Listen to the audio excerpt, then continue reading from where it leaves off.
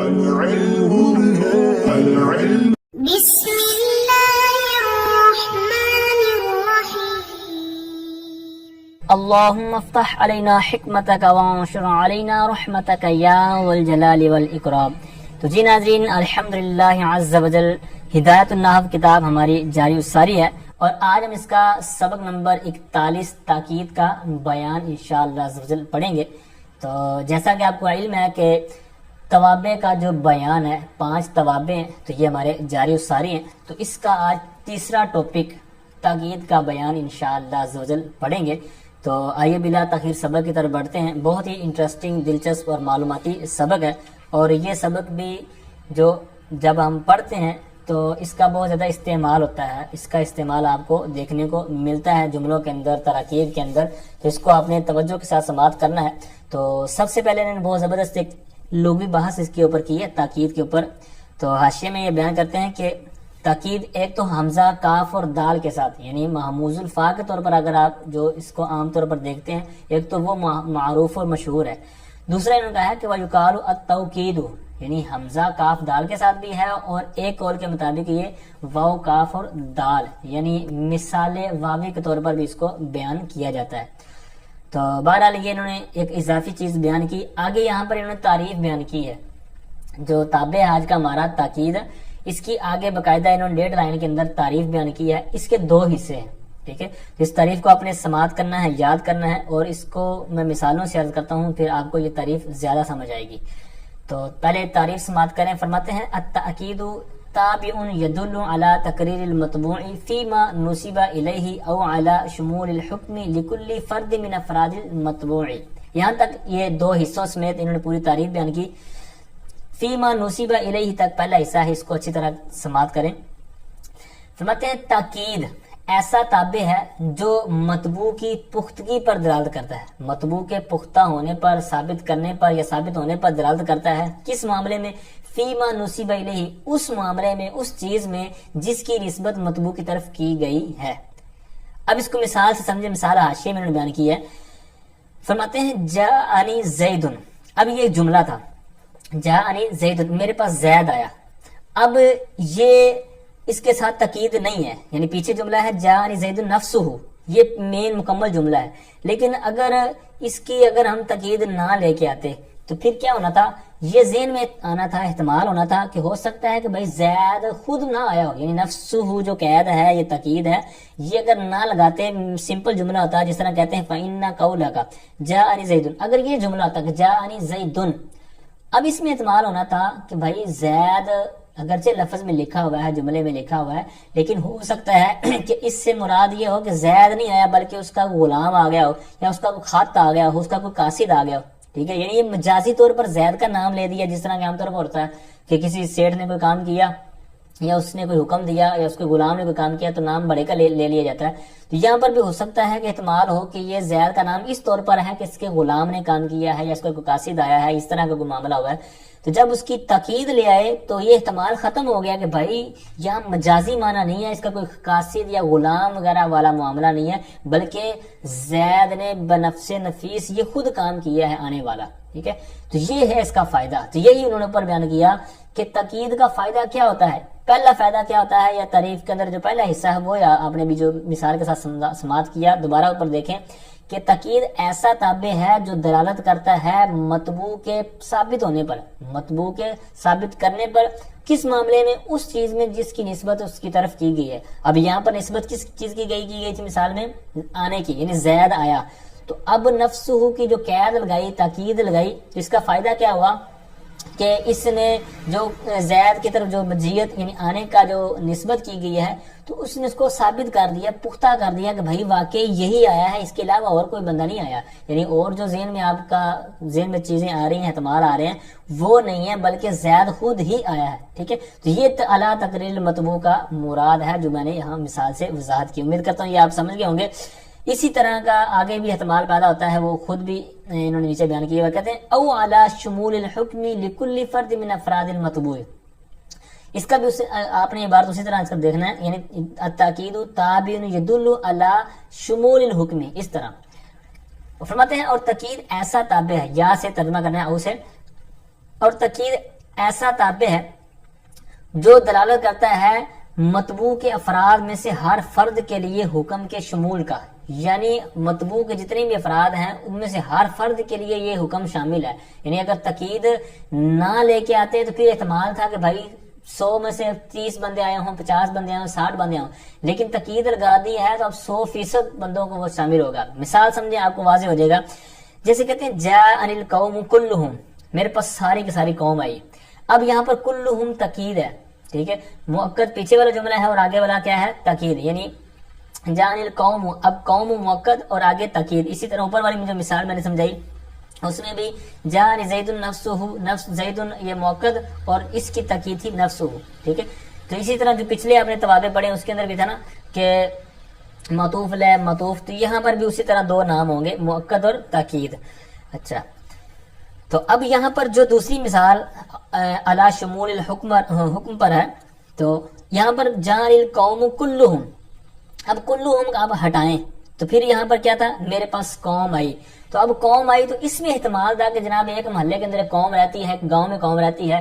تو یہاں پر جو کہا گیا ہے کہ میرے پاس قوم آئی، تو ساری قوم مراد نہیں ہے، بلکہ اس قوم کے جناب اکثر افراد مراد ہوں گے، یا مطلب اس طرح کے، یعنی مکمل نہیں ہوں گے بلکہ اس کم ہوں گے، تو یہ اکثر مراد ہوگا.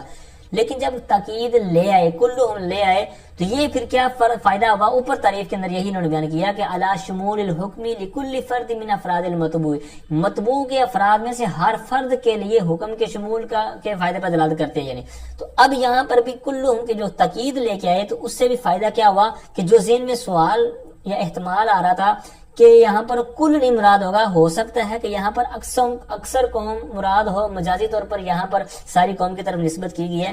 تو اس نسبت اور اس احتمال کو دور کرنے کے لیے یہاں پر تاکید لے کے آئے. ٹھیک ہے، کہتے ہیں بطریقی اطلاق اسم الکلی علی الاکثر، یعنی یہ جو ایک احتمال تھا تو یہ احتمال آپ کا رفع کرنے کے لیے تاکید لے کے، اور تاکید کا بھی فائدہ کیا ہوا کہ جتنے بھی مطبوع کے افراد ہیں تو سب ہر فرد کو وہ کیا ہو؟ شامل ہو. تو یہی انہوں نے دو چیزیں اوپر بیان کی ہیں تعریف کے اندر. پہلی چیز آپ نے لغو مثال کے ساتھ سماعت کی، فی ما نصب الیہ والی، اور دوسری جو حکم کے شمول کا فائدہ دینے کے لیے وہ آپ نے جاء القوم کلہم، یہ مثال کے ساتھ آپ نے سماعت کی. تو یہی دو چیزیں ہیں اس تعریف کے اندر، اور دونوں کو مثال کے ساتھ انہوں نے نیچے بیان کیا ہوا ہے. آگے تاکید کی تقسیم کاری بیان فرماتے ہیں. کہتے ہیں وَالتَّأْکِیدُ عَلَىٰ قِسْمَيْنِ، تاکید دو قسموں پر ہے، یعنی تاکید کی دو قسمیں ہیں. کون کون سی ہیں؟ فرماتے ہیں لفظی، نمبر ایک ہے لفظی، دوسری ہے معنوی، اگلے صفحے پر ہے. تو پہلی کو لفظی کیوں کہتے ہیں اور پھر اس کی آگے کیا وضاحت ہے؟ کہتے ہیں لفظی وہو تقریر اللفظ الاول نحو جاءنی زید زید وجاء جاء زید. نمبر ایک ہے لفظی. لفظی کو لفظی اس لیے کہتے ہیں کہ یہ لفظ کی طرف منسوب ہے، یعنی لفظ آپ ڈبل لے آئیں گے، تکرار کے ساتھ لے آئیں گے تو وہ تاکید بن جائے گی. ٹھیک ہے، اس کے اندر پھر پختگی والا معنی بن جائے گا، پختہ کرنے والا معنی بن جائے گا. تو کہتے ہیں جس طرح خود ہی بیان کیا، کہتے ہیں وہ تقریر لفظ الاولی، اور یہ لفظ اول کے تکرار کے ساتھ ہوتی ہے. یعنی تاکید لفظی جو ہے تو یہ آپ پہلا لفظ یعنی جو مؤکد ہوگا اس کو آپ دوبارہ لیں گے تو مؤکد تاکید مل کر یہ تکرار لفظ ہو گیا. تو یہ اول لفظ کا تکرار جب ہوا تو یہاں پر کیا ہو جائے گا؟ یہ تاکید لفظی طور پر انہوں نے بیان کر دیا. جیسے کہتے ہیں جاءنی زیدن، یہ ایک جملہ تھا لیکن زیدن جو ہے اس کو آپ ڈبل لے آئیں تو یہاں پر کیا ہو جائے گا؟ یہ تاکید لفظی کے طور پر ہوگا. اسی طرح جاء زیدن، یہاں پر جاء فعل ماضی ہے، ٹھیک ہے، یعنی فعل کو پیچھے تھا اسم کو، اب ہے فعل کو، تو فعل کو تکرار کے ساتھ لے آئے تو آپ یہاں پر یہ تاکید لفظی کے طور پر انہوں نے دو مثالیں بیان کی ہیں.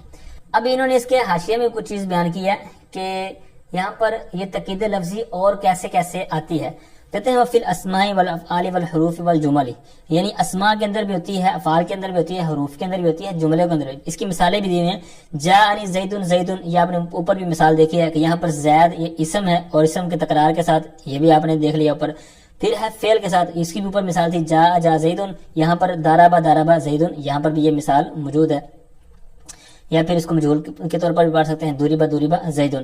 تو پھر اسی طرح آگے حرف کی مثال ہے ان زیدن قائم، یہاں پر تینوں ہوگی. پھر انہوں نے جملے کی مثال نہیں دی، تو جملے کے آپ اپنے طور پہ بنا سکتے ہیں.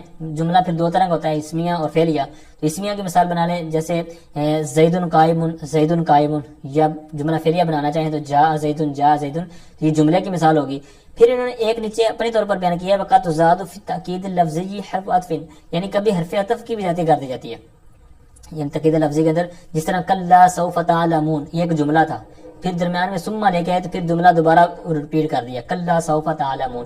ٹھیک ہے، تو یہاں پر اس طور پر بھی یہ تاکید لفظی ہوتی ہے. تو یہاں تک جو ابھی تک ہم نے سبق پڑھا ہے تعریف کے 2 جز، ٹھیک ہے، اس کی مثالوں کے ساتھ تھوڑی سی وضاحت کرنے کی کوشش کی میں نے.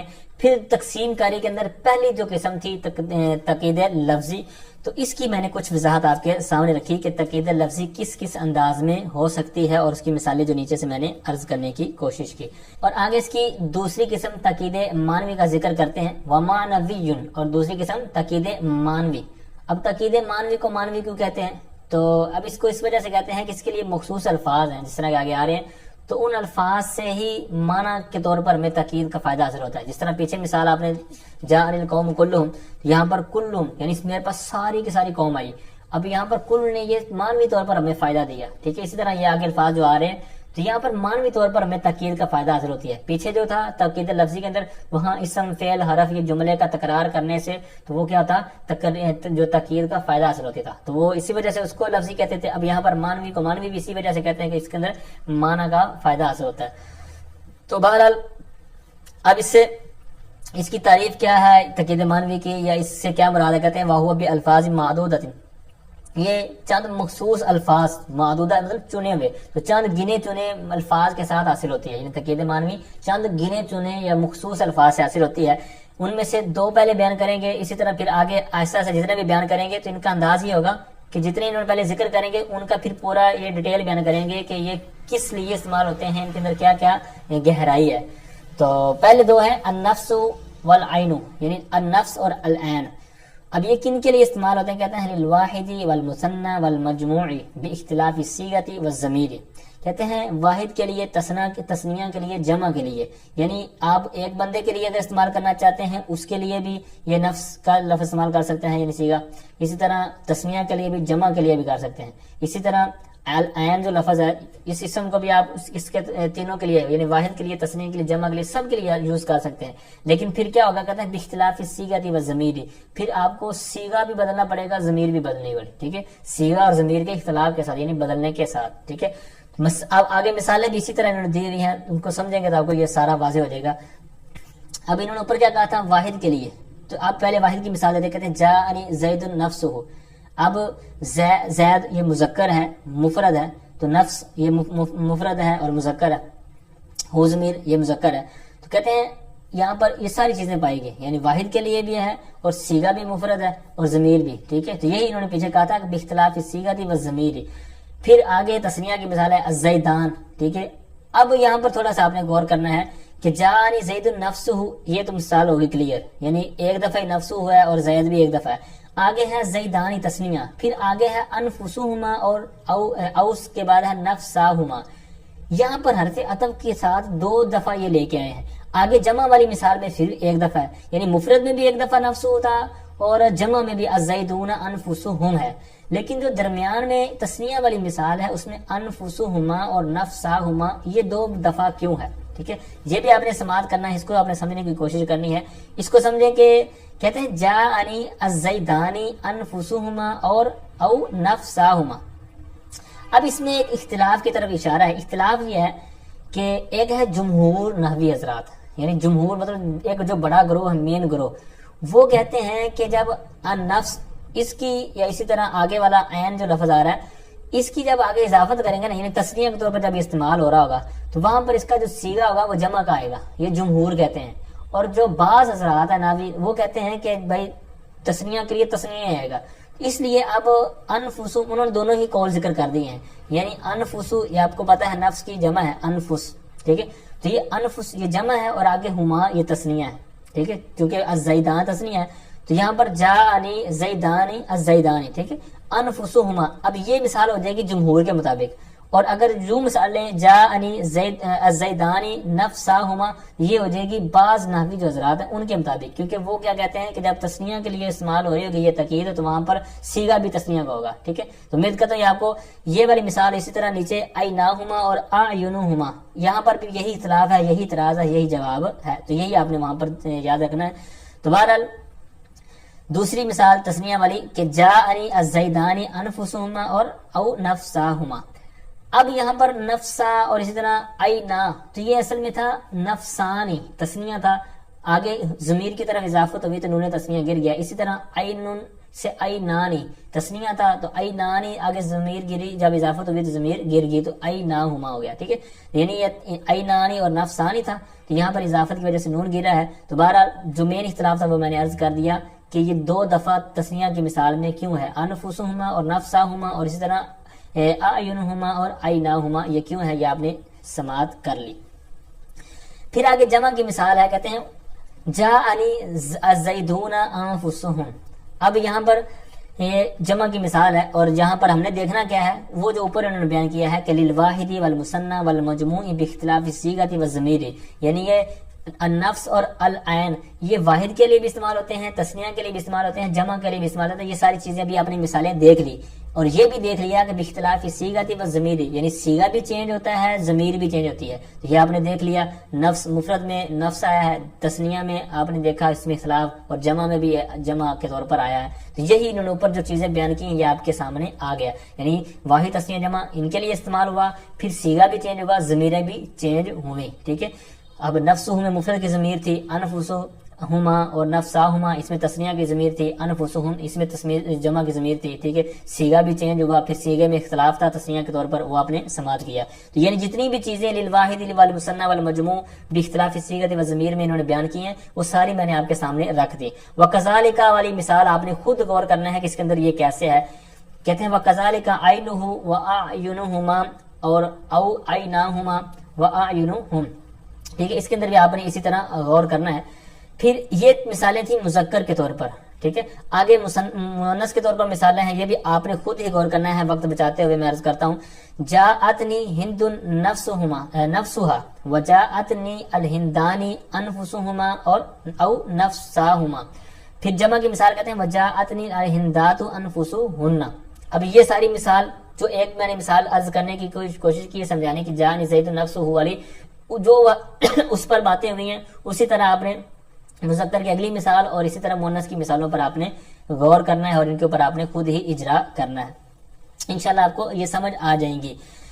تو بہرحال پھر ایک انہوں نے حاشیے میں وضاحت کی ہے کہ او نفساہما والی, کہ یہ جو اوپر میں نے اختلاف عرض کیا نا کہ جمہور کا اور جو بعض حضرات کا اختلاف تھا کہ تسنیہ کے طور پر وہ صیغہ کیسے یوز کرنا ہے, اس کے اوپر انہوں نے نیچے ایک بہت زبردست بات بیان کی ہے. کہتے ہیں جب اذا اکد بالنفس والعین المثنى ففیہما ثلاث لغات, یعنی جب النفس اور العین ان کے ساتھ جب آپ تسنیہ کے طور پر اس کو تغیر کے اندر لے کے آئیں گے تو وہاں پر اس کے اندر 3 طرح کی لغت آتی ہیں. یعنی آپ اوپر تو تھا نا کہ جمع جمہور کے نزدیک تھا اور بعض کے نزدیک تھا تسنیہ کے طور پر لیں گے, لیکن یہاں پر انہوں نے 3 لغتیں بیان کی ہیں, الجمع والافراد والتثنیۃ. یعنی جمع کا بھی لے سکتے ہیں, افراد یعنی واحد کے طور پر بھی لے سکتے ہیں, تسنیہ کے طور پر بھی لے سکتے ہیں.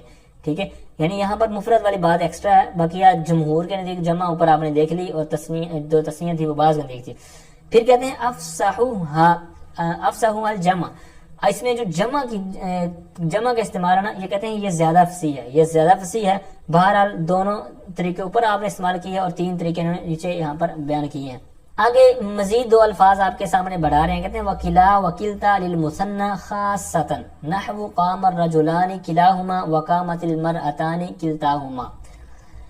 فرماتے ہیں کلا اور کلتا, یعنی کلا اور کلتا یہ تسنیہ کے لیے خصوصی طور پر یعنی خاص طور پر یہ تسنیہ کے لیے استعمال ہوتے ہیں. اوپر والے النفس اور العین یہ واحد تسنیہ جمع کے لیے استعمال ہوتے تھے, اس کی ڈیٹیل آپ نے پڑھ لی. یہ جو ہے یہ صرف کس کے لیے استعمال ہوں گے, تسنیہ کے لیے. اور اس میں بھی ایک علیحدہ پارٹیشن آپ کے سامنے موجود ہے کہ کلا یہ مذکر کے لیے اور کلتا یہ مؤنث کے لیے. یعنی اس کے اندر آپ تا دیکھ رہے ہوں گے کلتا میں, تو یہ مؤنث کے لیے جب آپ نے تاکید لے کے آنی ہے, اور وہاں پر تسنیہ کے لیے جب ہوگی تو وہاں پر آپ نے کلا نہیں لے کے آنا. مؤنث کے لیے ہے تو کلتا یوز کریں گے, مذکر کے لیے ہے اور تسنیہ کے لیے آپ نے یوز کرنا ہے تو وہ کلا کریں گے. ٹھیک ہے, تو یعنی یہ 2 جو سیگے ہیں 2 الفاظ ہیں, یہ الگ الگ طور پر تسنیہ کے لیے ہیں, مذکر کے لیے علیحدہ, مؤنث کے لیے علیحدہ. تو یہی انہوں نے بیان کیا. آگے مثال دیتے ہیں, کہتے ہیں قام الرجلان 2 آدمی کھڑے ہوئے. تو اب یہاں پر 2 ہے, تسنیہ ہے, مذکر ہے, تو مذکر کے لیے اوپر والا استعمال ہوگا پہلا کلاہما. ٹھیک ہے, ضمیر تو ساتھ آنی ہے, تو کلاہما تو یہ تسنیہ والا مذکر کے طور پر.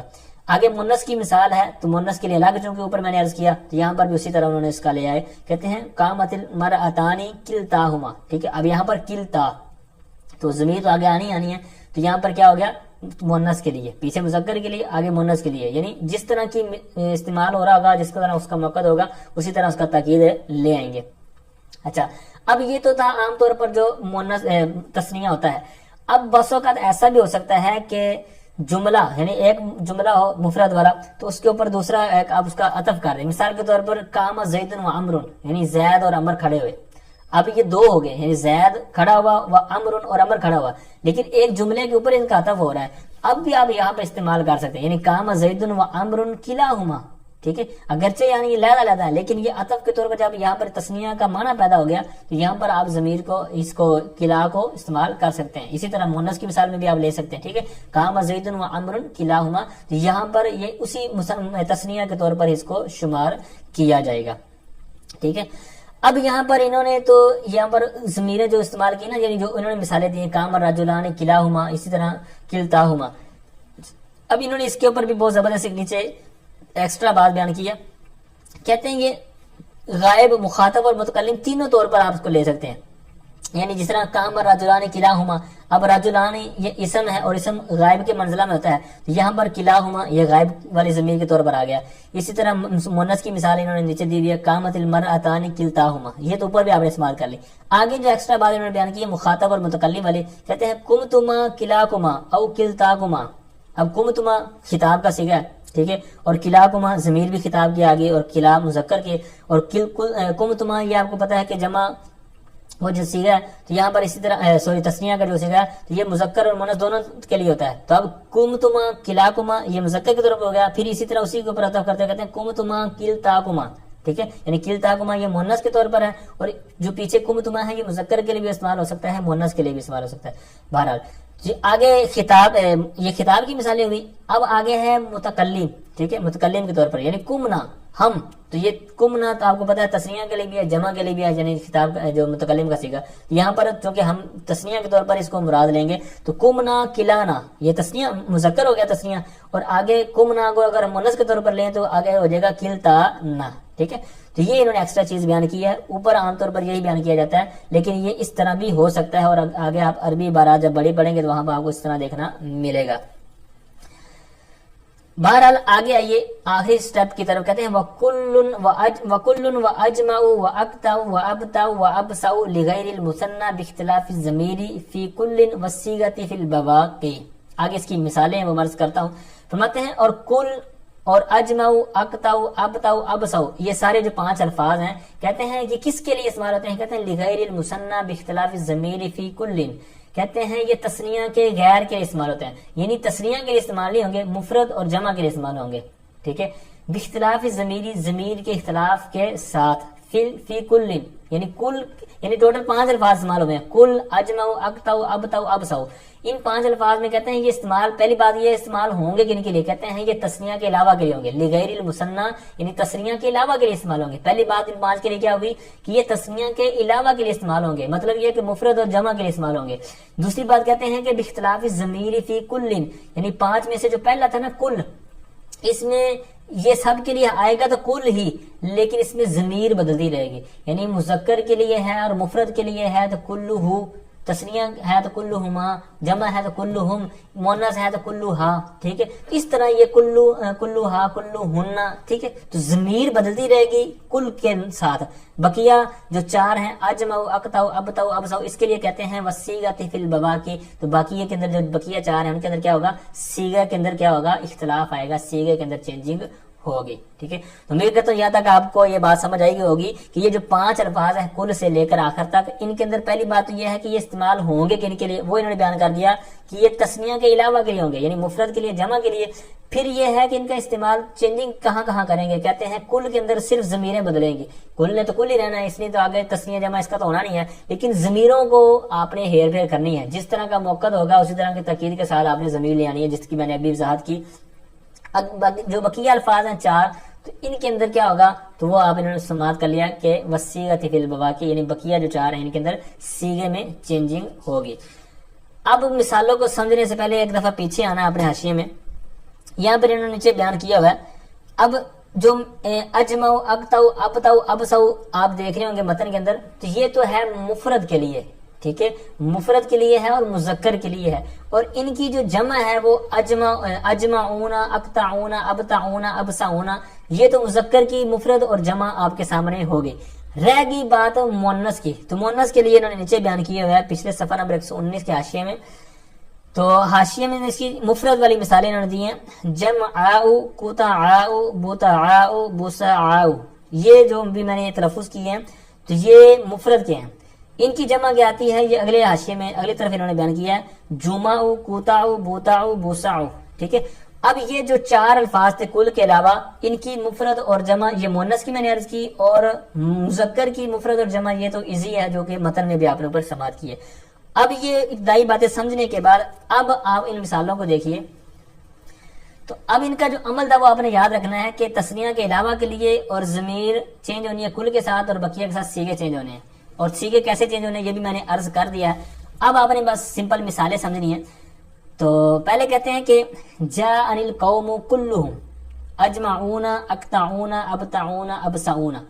اب یہاں پر یہ انہوں نے مذکر کی مثال دی ہے، تو اب مذکر بھی جمع کی مثال کہتے ہیں جاءنی القوم، اب قوم یہ آپ کو پتا ہے مذکر کے طور پہ اس کو ہم یہاں پر لیں گے، تو کلہم کی جو ضمیر ہے یہ بھی جمع کے ساتھ آئی ہے، یعنی کل نے تو جمع نہیں ہونا، لیکن اس کی جو ضمیر ہوگی وہ اس کے مطابق ہوگی موقت کے، تو اب یہاں پر ہم ضمیر آگی موقع کے مطابق۔ پھر آگے ہے اجمعو کی جمع، اجمعون، پھر بقیہ جو الفاظ ہیں یہ بھی اس کے ساتھ ہی ہیں اور جمع کے طور پر ہے، یعنی سارے صیغے کیسے آگے جمع کے طور پر۔ اب یہ مذکر کی مثال تھی اور جمع کی مثال، آگے مثال ہے مؤنث کی اور وہ بھی جمع کی مثال، قامت النساء کلہن۔ اب یہاں پر کل نے تو کل ہی رہنا تھا، لیکن ضمیر کے آگے چینج ہوگی، کون سی آگی، جس طرح کا موقع ہے، تو النساء آپ کو پتا ہے مذکر جمع ہے، اس لیے ضمیر بھی ہننا جمع آئی۔ پھر آگے تو میں نے جس طرح عرض کیا کہ جمعو، قطعو، بطعو، بوسعو یہ جمع کے طور پر ہیں، تو یہاں پر بھی اسی طرح انہوں نے جمع کے طور پر ان کو ذکر کر دیا۔ ابتعو، اقطعو، ابسعو وغیرہ جو اوپر مفرد مذکر کے لیے تھے، تو یہاں پر اس کی جمع آگئی مؤنث کے طور پر، جمعو، قطعو، بطعو، بوسعو، ٹھیک ہے۔ اب یہ 2 مثالیں مذکر اور مؤنث کی کس طور پر تھیں کہ مؤکد اور تاکید یہ جمع کے طور پر تھے۔ اب وَإِذَا أَرَدْتَ کی طرف جانے سے پہلے ہم نے مثالیں جو اپنی طرف سے بنانی ہے وہ یہ، یہاں پر جو مثالیں انہوں نے دی ہیں وہ صرف مذکر کی دی ہیں، مذکر اور مؤنث کی دی ہیں لیکن جمع کی دی ہیں، لیکن اوپر انہوں نے کیا کہا تھا، لغیر المثنى، ٹھیک ہے، یعنی تثنیہ کے لیے استعمال نہیں ہوں گے بلکہ مفرد کے لیے اور جمع کے طور، لیکن جمع کی انہوں نے مثالیں دی تھی، مذکر کی اور مؤنث کی مثال جو مفرد کے طور پر وہ آپ لکھ لیں، میں عرض کرتا ہوں۔ تو مفرد کی مثال اور مذکر کی مثال لیں کہ قرأت الکتاب کلہ، یعنی میں نے پوری کتاب پڑھی، تو اب قرأت الکتاب کلہ، کتاب آپ کو پتا ہے مذکر ہے اور ہے بھی مفرد، تو کلہ ہو لگایا۔ پھر اسی طرح اب آگے والی جو دیگر مثالیں ہوتی ہیں تو یہاں پر بھی آپ لگا سکتے ہیں کہ اشتریت العبد اجمع اقطع ابتا ابسا، تو یہ کیا ہو جائے گی، مفرد کے طور پر ان کی مثالیں ہو جائیں گی۔ اور مؤنث کے طور پر مثال انہی کی بنانی ہو تو وہاں پر آپ مذکر کو مؤنث بنا دیں گے، جیسے قرأت الصحیحہ صحیفۃ کلہا، اب یہاں پر میں نے سارا صحیفہ پڑھا، تو یہاں پر صحیفہ مؤنث ہے تو کلہا یہ مؤنث کی ضمیر ہو جائے گی، ٹھیک ہے، تو مؤنث کی ہوگی قرأت الصحیفۃ کلہا۔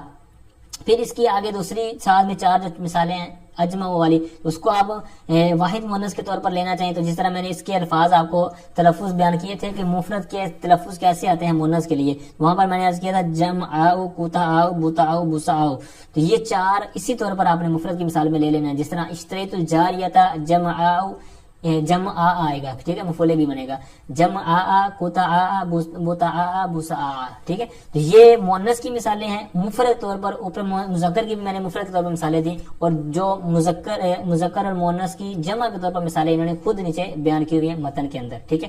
تو یہاں تک ہمارا سبق کلیئر ہوا۔ تو اب کل سے آگے جو 5 صیغے تھے تاکید معنوی کے، تو یہ کس کے لیے استعمال ہوتے ہیں، کس طرح استعمال ہوتے ہیں، ان کی مثالیں کیا ہیں، اور ایک مفرد کی مثال مذکر اور مؤنث کی میں نے آپ کو علیحدہ طور پر لکھوا دی۔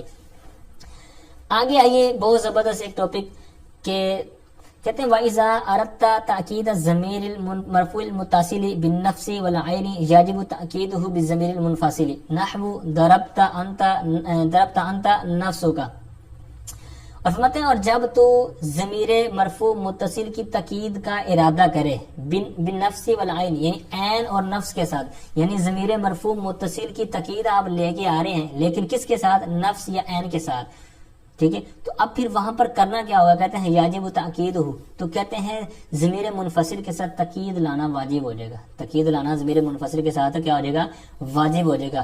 تو اب ضمیر مرفوع متصل خواہ بارز ہو خواہ مستر ہو, یہ جس طرح پچھلے والے اسباق میں بھی آپ نے پڑھا ہوا ہے, تو یہاں پر دونوں صورتیں شامل ہوں گی. جیسے کہتے ہیں دربتا انتا نفسو کا, اب یہاں پر انتا ضمیر منفصل لے کے آئے, یعنی دربتا نفسو کا, اس کے اوپر جب اس نے تاکید کی نفس کے ساتھ, تو یہی انہوں نے پر بیان کیا تھا کہ جب تو ارادہ کرے ضمیر مرفوع متصل کی تاکید کا, تو یہاں پر دربتا میں تا کے اوپر لے کے آئے نا نفس کے ساتھ, دربتا نفسو کا. اب یہی انہوں نے پر بیان کیا کہ جب تو ارادہ کرے ضمیر مرفوع متصل کی تاکید کا نفس یا عین کے ساتھ, تو یہاں پر بھی کیا ہوا, دربتا نفسو کا تھا, تو پھر کیا ہوا, یاجب تاکید ہو بھی ضمیر المنفصل, تو ضمیر منفصل کے ساتھ کیا ہوا, تاکید لانا واجب ہوا. تو وہی انہوں نے انتا کو درمیان میں لے کے آ گئے. ٹھیک ہے, تو یہی انہوں نے اوپر بیان کیا اور یہی انہوں نے مثال میں اس کی وضاحت کر دی ہے. اب یہ کرتے کیوں ہیں, تو اس کی وجہ یہاں پر کچھ اور ہے, پیچھے ہم نے کچھ اور پڑھی تھی, وہاں پر بھی اسی طرح کا اعتراض بنتا تھا, اور وہاں پر ہم نے جب تاکید لے کر آئے تھے وہاں پر تھا کہ مستقل کلمے کا جز پر عطف ہو رہا تھا. ٹھیک ہے, عطف بالحروف کے اندر. یہاں پر کچھ اور ہے, وہ کیا جواب بنتا ہے, وہ یہ ہے کہ یہاں پر دربتا انتا نفسو کا میں اگر یہ نہ لے کے آتے نا انتا, یہاں پر اسی طرح نیچے بھی انہوں نے مثالیں دی ہیں. پھر شبہ لازم آنا تھا, التباس لازم آنا تھا کہ یہ اس کا فاعل ہے یا اس کی ضمیر کے ساتھ اس کی تاکید واقع ہو رہی ہے. یہ التباس لازم ہو جانا تھا کہ اگر ہم اس کی مرفوع منفصل کی ضمیر نہ لے کے آتے, تو یہ التباس سے بچنے کے لیے ہے. ٹھیک ہے, مثال کے طور پر انہوں نے جو نیچے مثال بیان کی ہوئی ہے کہ زید ضربا, اب نفسو ہے, تو اب یہ لازم آنا تھا, یہاں پر خرابی لازم آنی تھی, التباس لازم آنا تھا کہ زید ضربا نفسو, اب نفسو اس کا فاعل ہے یا ضربا کے اندر جو ضمیر ہے اس سے یہ اس کا تاکید ہے, یہ خرابی لازم آنی تھی. اسی طرح اوپر والی مثال اور دیگر جتنی بھی مثالیں بنانا چاہیں, المختصر یہ ہے کہ وہاں پر التباس لازم آنا تھا کہ یہ اس کا فاعل ہے یا اس کی تاکید ہے. تو یہ خرابی سے بچنے کے لیے آگے اس کی منفصل کے طور پر شرط لگا دی تاکہ یہ مسئلہ کھڑا نہ ہو. پھر انہوں نے خود ہی جو کہا وَإِنَّمَا قَيَّدَ الْمُصَنِّفُ الضَّمِيرَ بِالْمَرْفُوعِ, یعنی ضمیر مرفوع کی جنہوں نے قید لگائی, ضمیر مرفوع کی قید لگائی, تو کہتے ہیں لِجَوَازِ تَأْکِيدِ الْمُضْمَرِ الْمَنْصُوبِ وَالْمَجْرُورِ بِالنَّفْسِ وَالْعَيْنِ, یعنی نفس اور عین کے ساتھ ضمیر منصوب اور مجرور کی جو تاکید یہ جائز ہے. ٹھیک ہے, بلا تاکید ہما, یعنی ان کی تاکید لانے کی وہاں پر ضرورت نہیں ہے. بہرحال جس کی ضرورت تھی الموسیٰ یہ ہے کہ انہوں نے خود ہی متن میں بیان کر دیا, جن کی ضرورت نہیں تھی وہ انہوں نے چھوڑ دیا تاکہ پتہ چل جائے کہ جن کی ضرورت ہوتی تو ہم یہاں پر ذکر کر دیتے, جن کے لیے ضروری ہوتا, جن کا نہیں ضروری ہے تو ہم یہاں پر ذکر نہیں کیا. تو بہرحال صرف ایک صورت میں ضروری تھا جو یہاں پر انہوں نے ذکر کر دیا ہے کہ جب تو ارادہ کرے ضمیر مرفوع متصل کی ضمیر کا نفس اور عین کے ساتھ تاکید لانے کا, تو پھر وہاں پر آپ کو ضمیر مرفوع منفصل لانا پڑے گی. آگے بہت زبردست چیز بیان فرما رہے ہیں, کہتے ہیں وَلَا يُوْقَدُ بِكُلٍّ وَأَجْمَعَ إِلَّا مَا لَهُ أَجْزَاءٌ وَأَبْعَادٌ يَصِحُّ إِفْتِرَاقُهَا حِسًّا كَالْقَوْمِ أَوْ حُكْمًا كَمَا تَقُولُ اشْتَرَيْتُ الْعَبْدَ كُلَّهُ. اور فرماتے ہیں کل اور اجمع کے ساتھ, یعنی 5 اوپر الفاظ ہیں نا, کل اجمع اقطع وغیرہ, تو ان میں سے جو 2 ہیں کل اور اجمع, ان کے ساتھ کن کی تاکید لائی جائے گی, یہاں پر ایک قاعدہ بیان فرما رہے ہیں. کہتے ہیں کل اور اجمع کے ساتھ تاکید نہیں لائی جائے گی مگر اس چیز کی لائی جائے گی, یعنی کس کی لائی جائے گی, جس کے اجزاء اور حصے ہوں, یعنی جن کے اجزاء اور حصے ہوتے ہیں ان کی ہی کل اور اجمع کے ساتھ تاکید لائی جائے گی. یصح افتراقها حصا, اور ان کا حصی طور پر جدا ہونا ممکن ہو. ٹھیک ہے, صحیح ہو. جیسے قوم, جو قوم ہے, تو اب قوم کے اندر افراد ہوتے ہیں زید, عمر, بکر وغیرہ وغیرہ, تو اب ان کے اندر مطلب یہ حصی طور پر افتراق ہو گیا, ان کا جدا ہونا ممکن ہے, صحیح ہے. تو لہٰذا یہاں پر کیا ہوگا, جب ان کے ما لہ اجزاء و ابعاد کے تحت جب یہ آ گئے تو لہٰذا ان کے ساتھ کیا ہو جائے گا, کل اور اجمع کے ساتھ تاکید لانا جائز ہو جائے گا. جس طرح مثال یہ کہتے ہیں اکرمت القوم کلہم, اکرمت القوم کلہم, یعنی میں نے ساری قوم کی عزت کی, کرام کیا. اب یہاں پر کل کے ساتھ اس کی تاکید بھی آ گئی, اور ہے بھی کیا, یہ قاعدے کے تحت ہے کہ ما لہ اجزاء و ابعاد, کہ ان کے حصے ہوتے ہیں, کیونکہ حصے جس طرح میں نے بھی عرض کیا زید, عمر, بکر وغیرہ یہ قوم کے اندر یہ افراد پائے جاتے ہیں, لہٰذا یہاں پر یصح افتراقها حصن کے تحت یہ آ گیا. بعض اوقات یہ حصہ نہیں ہوتا, حکمن ہوتا ہے. جس طرح کہتے ہیں اشتریت العبد کلہ, کہ میں نے سارے کا سارا غلام خرید لیا.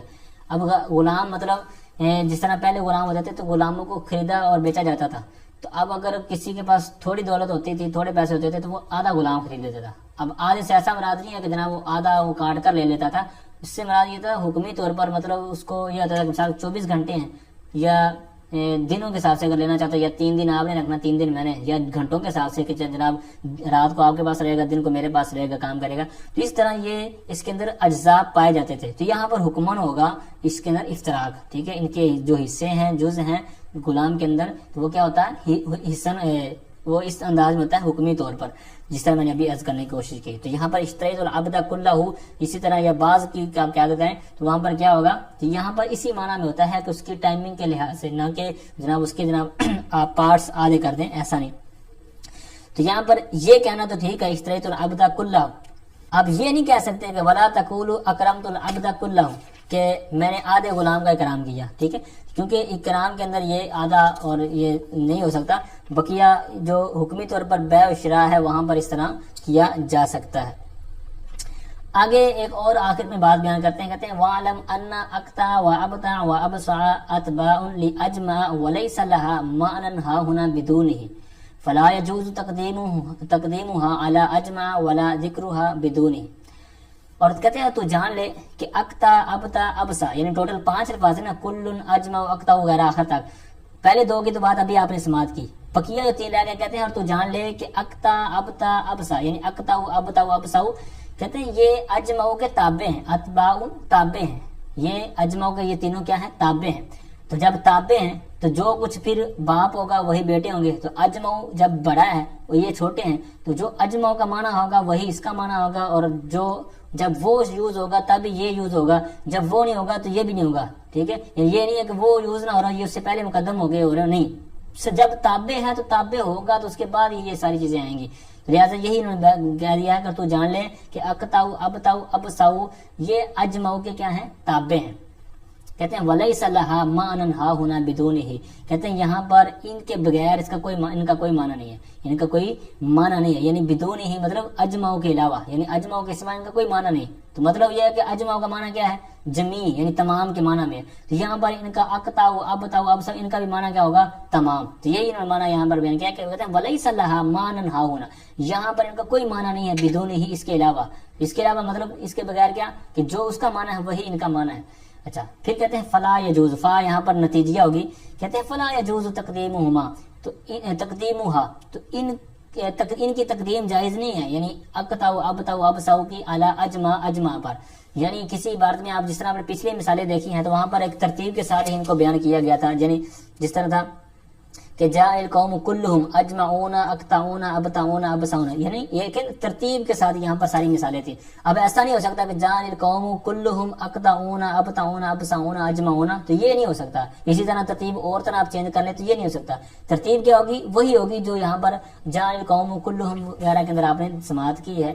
تو یہاں پر یہی کہہ رہے ہیں کہ فلا یجوز تقدیمها علی اجمع، تو اجمع پر ان کی تقدیم بھی جائز نہیں ہے، ولا ذکرها بدونی، اور نہ ہی بغیر اجمع کے ان کا ذکر کرنا جائز ہے. ٹھیک ہے، یعنی ایسا نہیں ہے کہ آپ اس طرح لے آئیں کہ جناب جاء القوم کلہم اقطعون ابتعون ابسعون، ایسا نہیں ہو سکتا. جب کہہ دیا کہ یہ تابع ہیں تو جب خود باپ ہوگا، خود جب ان کا اصل لیڈر ہوگا تب ہی ماتحت آئیں گے، اگر وہ نہیں ہے تو یہ بھی نہیں آئیں گے. ٹھیک ہے، اور نہ ہی ان کا یہ مقدم ہو سکتا ہے اور نہ دیگر خرابیاں کر سکتا ہے.